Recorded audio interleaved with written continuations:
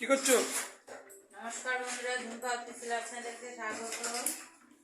আবার একটা দারুণ রেসিপি ভিডিও নিয়ে চলে এসেছি। রান্না শুরু করিনি, মাছের রান্না করবো। এটা কি মাছ আমি জানি না, এটা দাদাভাই নিয়ে এসছে বাজার থেকে। কাঁটা নিয়ে এসছে, এক ধরনের মাছেরই কাঁটা, কি মাথা টাথা আছে। এটা কি মাছ? গাং মাগুর। কি গাং মাগুর? বাবা, যত বয়স হচ্ছে মনে হয় তত আমাদের মাছের নতুন নতুন নাম জানতে পারছি। কেন জন্মের পর করে কোনোদিন এইসব মাছের নাম শুনি না। দেখ ভালোটা কি করে বানাবেন? আলু দিয়েই বানাবো। আলু কাটা টাইপের করব, মানে একেবারে বেশি ঝোলও করব না, বেশি মাখাও করব না, মিডিয়াম টাইপের করব। আমি এখানে মাছের জন্য কিছু জিনিস নিয়ে নিয়েছি। এখানে পেঁয়াজ নিয়েছি, কাঁচা লঙ্কা নিয়েছি, টমেটো, আদা আর আলু। আপনারা নিশ্চয়ই ভাবছেন মাছ রান্না করবে, রসুন নেই।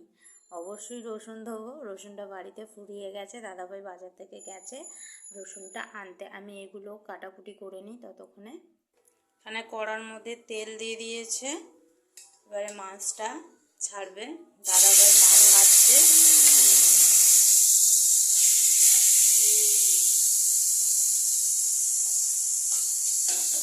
তাড়াতাড়ি মাছ দাও কড়ায়।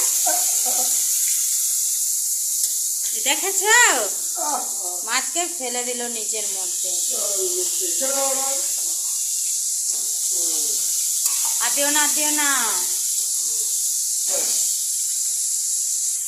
আমি মাছগুলো উল্টে পাল্টে দেবো।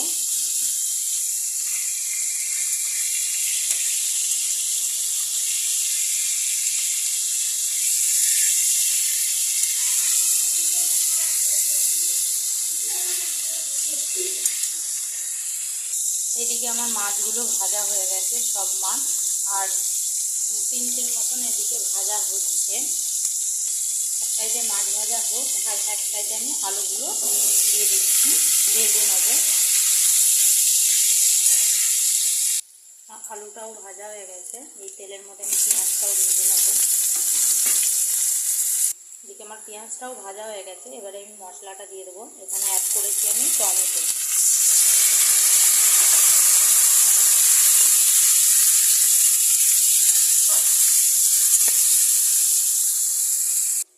এখানে সব মশলা আমি দিয়ে দিয়েছি। এখানে দেবো নুন আর হলুদ, তেজপাতা আমি একটা প্লেটের মধ্যে নিয়ে নিয়েছি। কেননা আমি বাম হাতে মোবাইল রেখেছি, আর ডান হাতে তো এক হাতে তো হয় না, যে কোনো কাজ 2 হাতে লাগে। দাদাভাই বাড়িতে নেই, মেয়েকে আনতে গেছে। মশলাটা কষিয়ে নেবো। এখানে আরও কিছু মশলা আমি অ্যাড করব।